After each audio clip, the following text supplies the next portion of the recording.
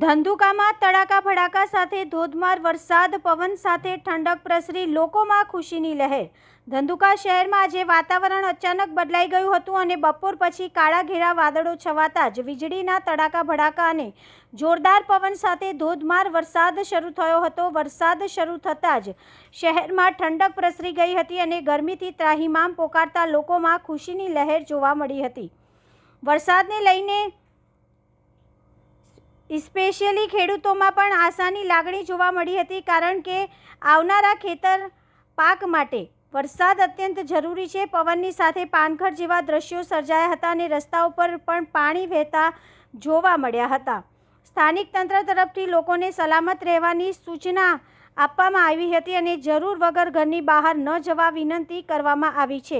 શહેરના નાકાઓ અને મુખ્ય વિસ્તારોમાં પાણી ભરાવાની સ્થિતિ અંગે તંત્રને નજર રાખી છે. અચાનક આવેલા મોસમના બદલાવથી ધંધુકામાં ઠંડક છવાઈ ગઈ હતી અને વાતાવરણ સુહાનું બની ગયું હતું. રિપોર્ટર CK બાર.